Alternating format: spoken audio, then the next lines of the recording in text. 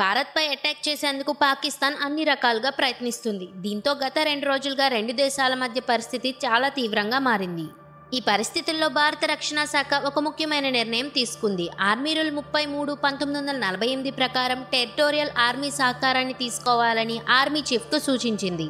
Territorial army అంటే regular ఆర్మీకి secondary army ఫోర్స్గా చెప్పవచ్చు. అంటే పార్ట్ టైంగా వీళ్ళు ఆర్మీలో నమోదవుతారు, కానీ ఫుల్ టైంలోని ఆర్మీతో సమానంగా ట్రైనింగ్ తీసుకుంటారు. వీళ్ళ శాలరీస్ కూడా ఫుల్ టైం ఆర్మీకి సమానంగా ఉంటాయి. అయితే వీళ్ళెప్పుడు ఫుల్ టైం ఆర్మీలో ఉండరు. వీళ్ళు ఉద్యోగాలు, వ్యాపారాలు చేసుకుంటారు, కానీ జాతీయ అత్యవసర పరిస్థితుల్లో వీరు ఆర్మీకి సహకారం అందిస్తూ ఉంటారు. అంతర్గత భద్రతా విషయంలో కూడా పాల్గొంటారు. ఇండియన్ ఆర్మీ అండర్లో ఇప్పటి వరకు 32 టెరిటోరియల్ ఆర్మీ బెటాలియన్స్ ఉన్నాయి. తూర్పు, పడమర, ఉత్తర, దక్షిణ, ఈశాన్య, వాయవ్య, సెంట్రల్ కమాండ్స్తో పాటు Andaman and Nicobar command, army training command అందుబాటులో ఉన్నాయి.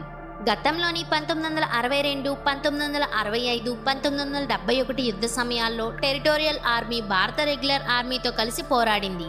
కేవలం యుద్ధ సమయాల్లోనే కాకుండా ప్రకృతి వైపరీత్యాలు సంభవించినప్పుడు కూడా ఈ దళాలు సహాయక చర్యల్లో పాల్గొంటాయి. ఇటీవల కేరళ వరదల సమయంలో ప్రముఖ నటుడు మోహన్ లాల్ టెరిటోరియల్ ఆర్మీలోని లెఫ్టినెంట్ కల్నల్గా తన వంతు సేవలు అందించారు.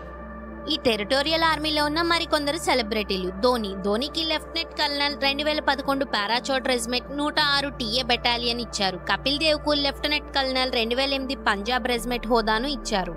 వీరితో పాటు cricketer Sachin, Congress leader Sachin Pilot, BJP MP Anurag Thakur ఉన్నారు. ఆర్మీ ఆదేశాల మేరకు వీరు విధుల్లోకి చేరాల్సి ఉంటుంది.